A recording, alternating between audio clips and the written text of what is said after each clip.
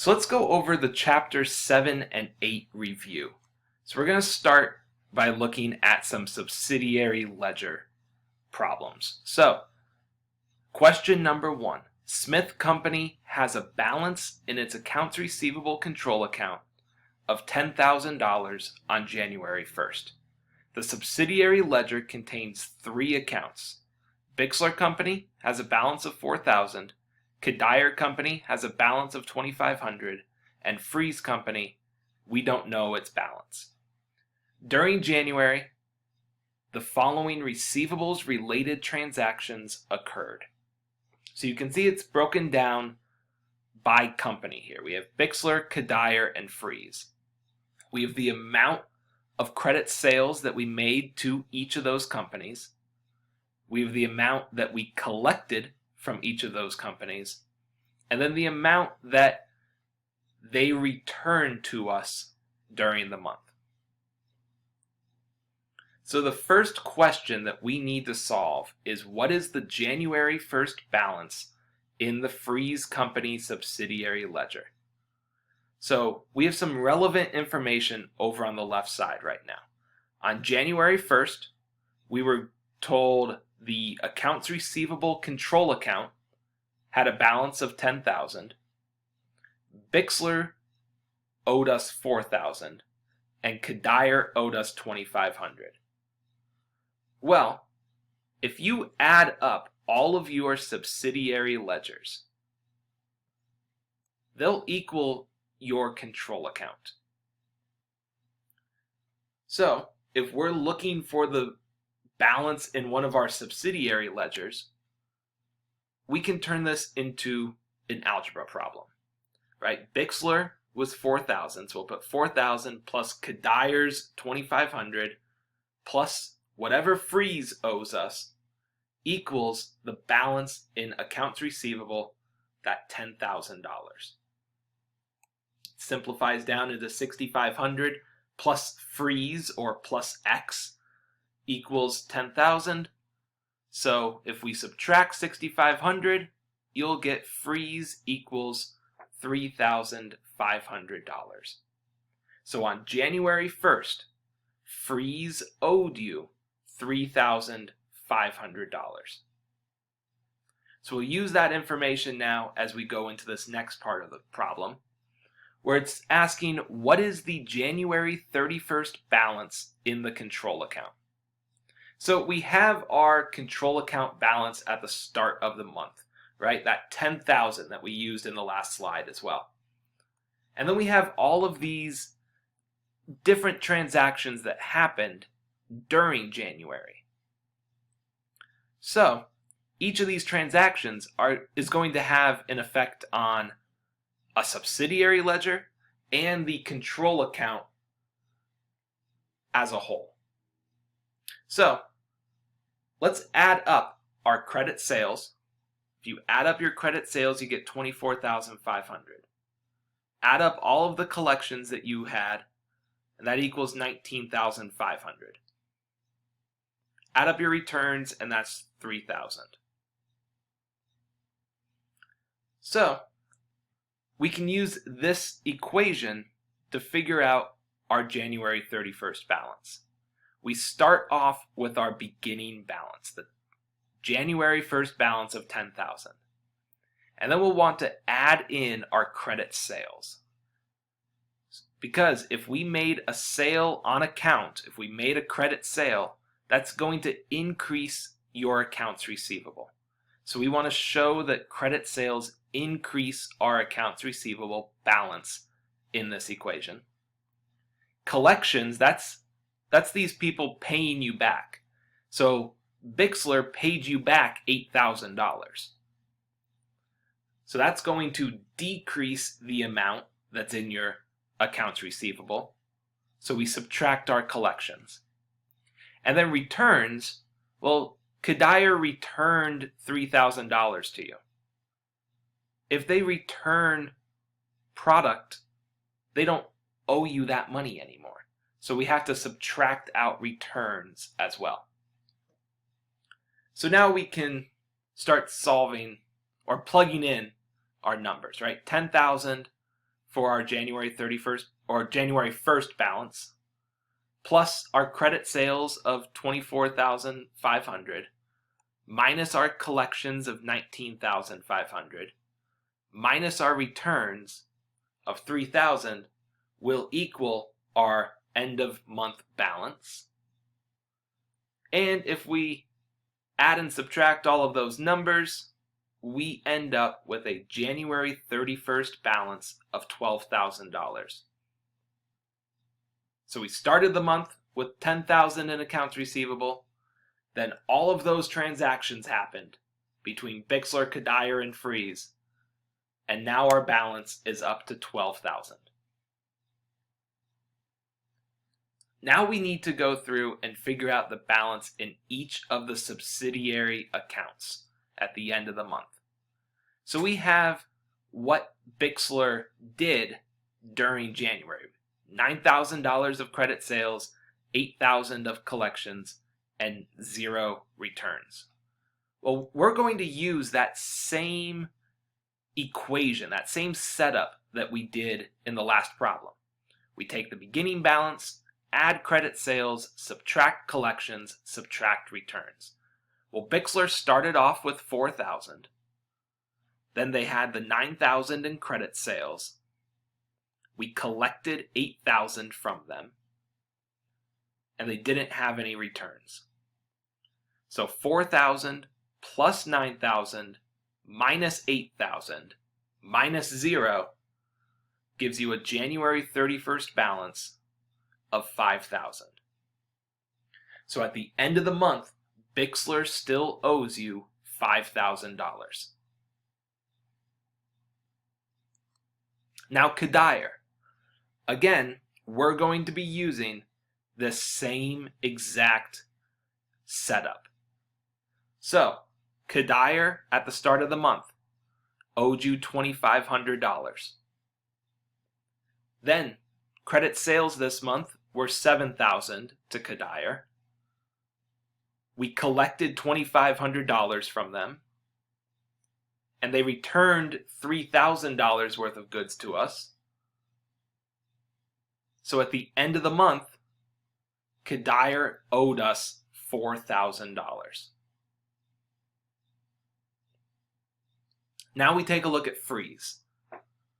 So if we start plugging in our numbers here for Freeze Company, well, we solved earlier that their January 1st balance was $3,500.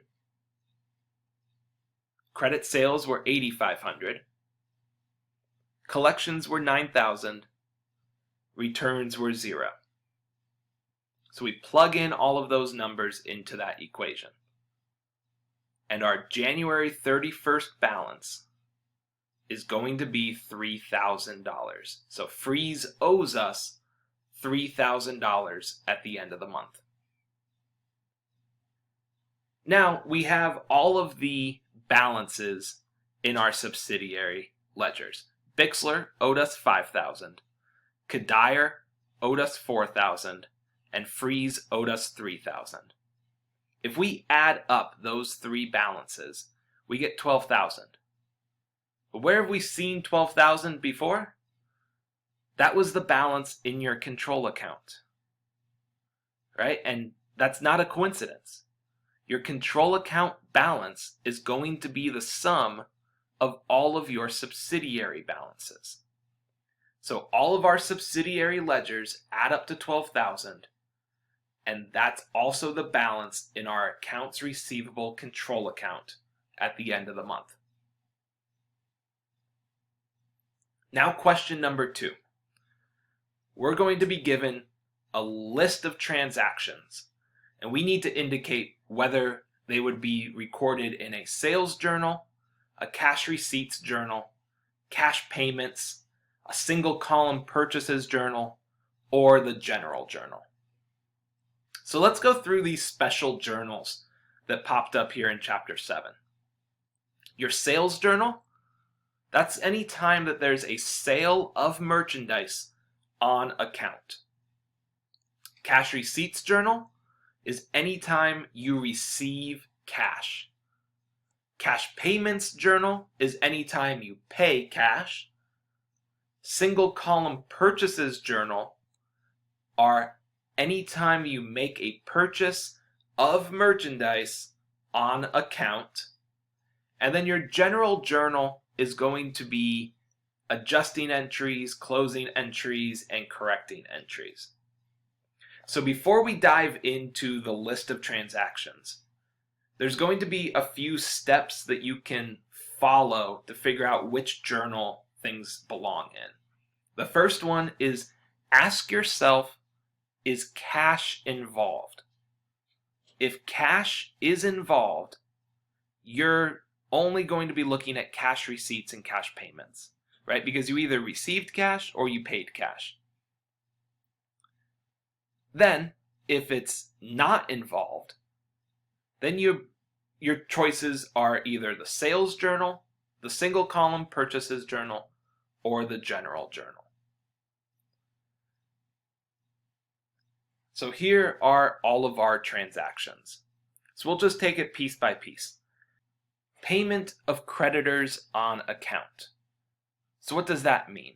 Well, creditors are people that we owe money to. And what are we doing here? We are paying them back. Well, how are we going to pay them back? We're going to pay them back with cash. So like I said earlier, the first question is cash involved? Here, yes. So our choices are either cash receipts or cash payments. Here, we are paying our creditors.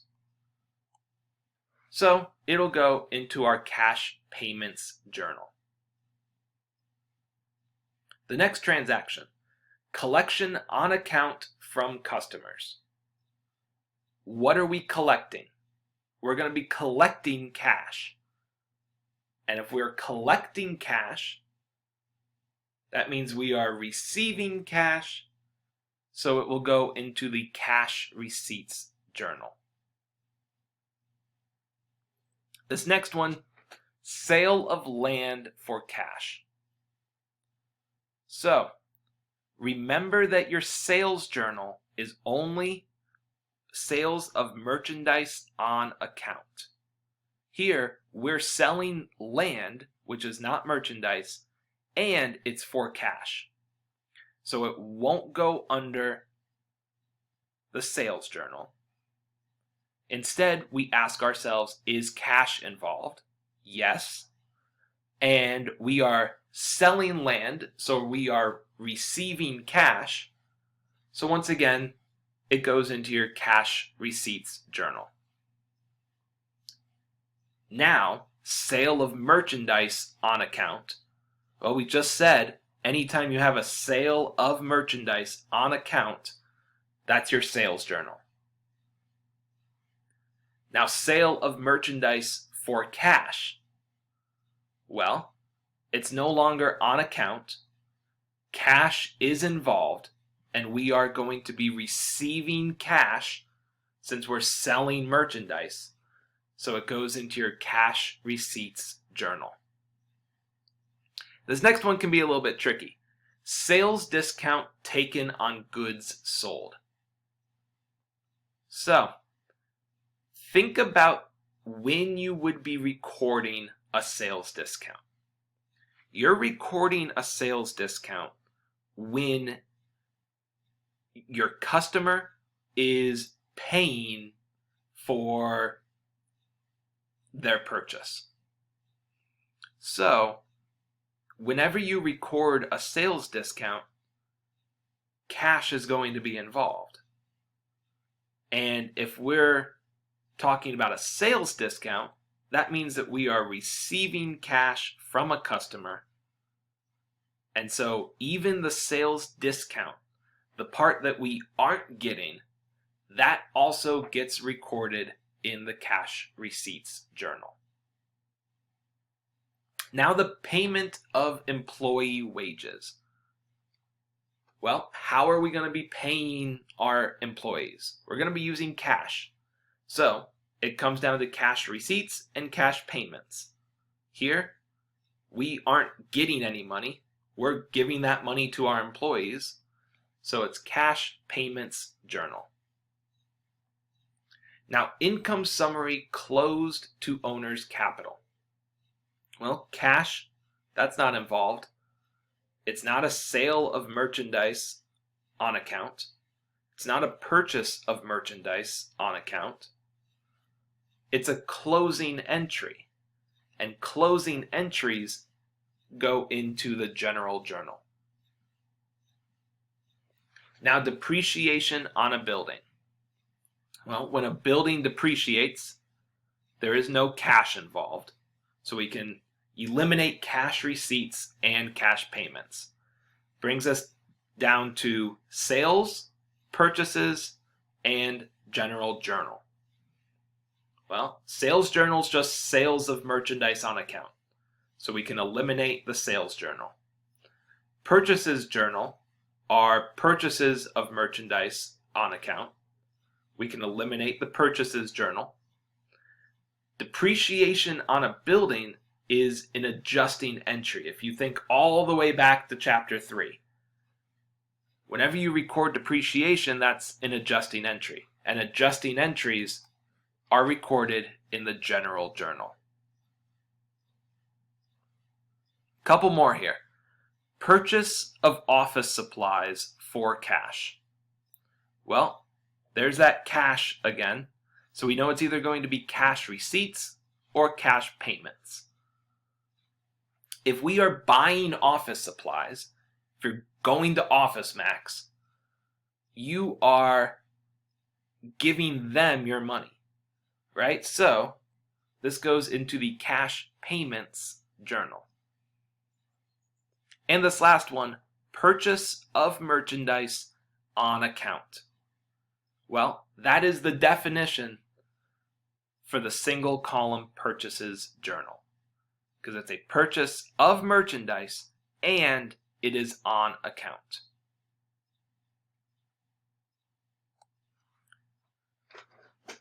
Let's take a look at question number 3.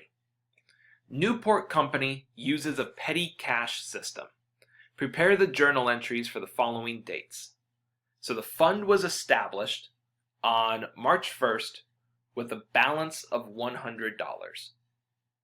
And then on March 15th, with $2 in cash remaining in the petty cash fund, the fund was replenished. And when we replenished that fund, we found receipts of $39 for stamp inventory, $21 for freight out, $11 for miscellaneous expenses, and $24 for travel expenses. And then a few days later, on March 20th, we wanted to increase the amount in the fund up to $175.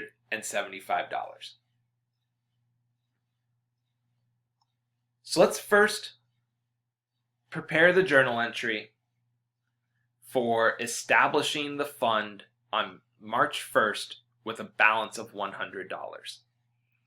Well, when you establish a fund, you will debit petty cash and you will credit cash. So that's always going to be the entry for whenever you establish a petty cash fund.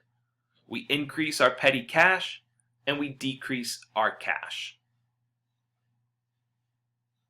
Now on the 15th, we're replenishing our petty cash fund, and we found those 4 different receipts, right? We had stamp inventory, freight out, miscellaneous expenses, and travel expenses. Well, we need to record all of those expenses. So we debit out each of our expenses. We have postage expense, that's for the stamp inventory. Freight out, that's an expense itself. Miscellaneous expense, and travel expense. So those are going to be all of your debits. And what are we doing here on the 15th? We are replenishing the fund. So our cash has to decrease. So we want to credit our cash for a number that we're going to have to calculate here.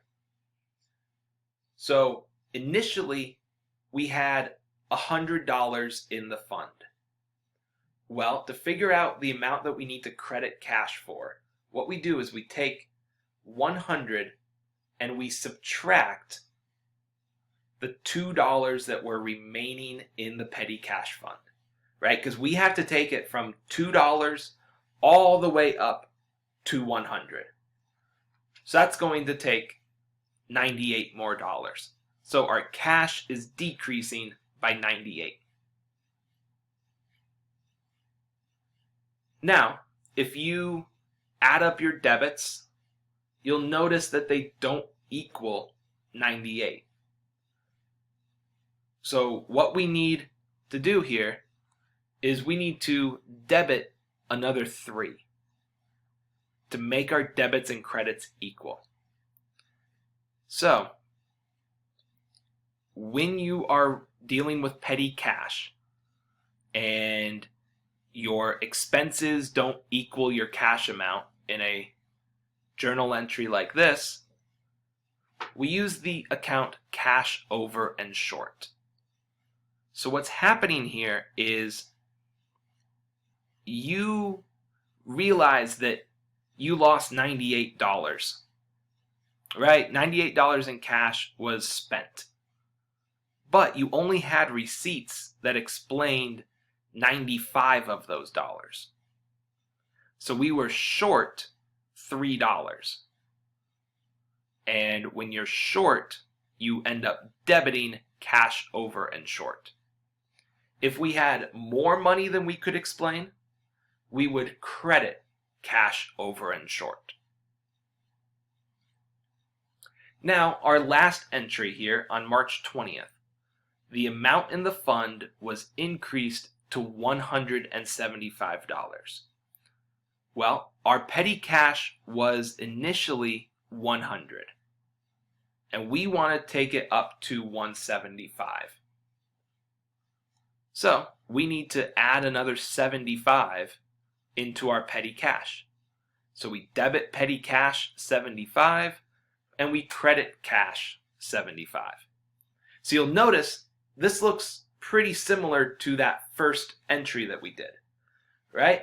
When you establish a petty cash fund like we did back there on the first, yeah, we're establishing it. Or you could look at it as we are increasing its balance from 0 to 100. Well, now, when we want to increase the balance from 100 to 175, that's a difference of 75. And so we need to debit petty cash and credit cash for that $75 amount.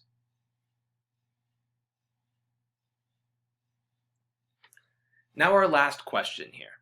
We need to prepare a bank reconciliation at July 31st and then journalize the adjusting entries on the books of Crane Video Company. The following information pertains to Crane Video Company. So they had a cash balance per bank on July 31st of $7,263. There was a July bank service charge not recorded by the depositor of $28. There was a cash balance per books of $7,284.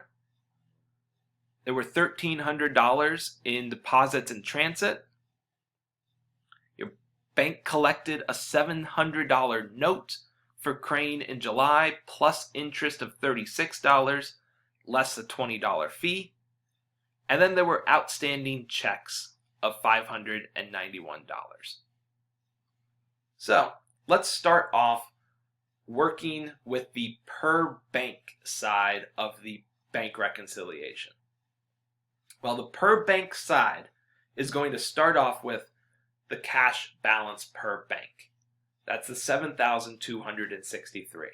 So we can cross that off of our list over on the left because we won't need to use that number ever again in our bank reconciliation. Now, after we list out our cash balance per bank, we need to think about what's going to increase that balance. And when we're working with bank reconciliation, we're thinking about what this side doesn't know about. So when it's per bank, it's what doesn't the bank know about? So if we go through the other information here, a bank service charge. Well, the bank's going to know that they are charging you money, right? Deposits in transit. The bank might not know about those, so we'll get back to those. Bank collected a $700 note for you. Well, if they collected the note for you, they know that that existed. And then outstanding checks. The bank isn't going to know about outstanding checks either. So we are down to deposits in transit and outstanding checks as the two pieces that we will need to put on the per bank side. A deposit in transit is money that you have recorded in your books that the bank just doesn't know about yet. So if let's say you got a bunch of money from a customer, you wrote it down in your books, so you showed that you had $1,300 more in cash, and then you told one of your employees, hey, take this to the bank. And so they're on the way to the bank. That is a deposit in transit, right? So we add those deposits in transit because that's going to increase your cash balance. Now, what gets subtracted? Well, we already said that it was going to be deposits in transit and outstanding checks on the per bank side. So let's talk about what an outstanding check is. It's a check that you have written, but the person that you wrote it to hasn't put it in their bank yet, right? So let's say you just love these accounting review videos and you wanted to write me a check for $591. Well, I'm not going to be able to get it to the bank immediately, right? So to you, you've already paid that check. But the bank doesn't know every time that you write down on a piece of paper that you're writing someone a check. And so until I take that check to the bank won't know. And so it is an outstanding check. So now we can take our cash balance per bank, add in our deposits in transit, subtract out our outstanding checks, and we will end up with an adjusted cash balance per bank of $7,972. Now, we can look at the per books side. So up along the top, that is a typo, I'm sorry. It should say bank reconciliation per books. So, the first thing that we want to put on the per books side is our cash balance per books. And that, we were told, was $7,284. So we can cross that off on our list as well. So now we're just left with two different pieces that could go on this per books side. We have the bank service charge and the bank collecting a note for us. So, which of those is going to be added on our bank reconciliation? Well, a bank service charge, if the bank is charging you money, that's them taking money away from you. So we don't want to add that one. If the bank is collecting a note on your behalf, that's them collecting money for you. So we add in this note collected by the bank. Now, how do we figure out the number here? Because there's three different numbers. There's the $700 note, there's the $36 of interest, and there's a fee of $20. Well, we take the face value of the note, then it says plus interest of $36, so we add that, less a fee of $20, so we subtract that, and we see that the note collected by bank amount should be $716. So that $716 is the amount of cash that you are getting in this transaction. So we'll cross that one off.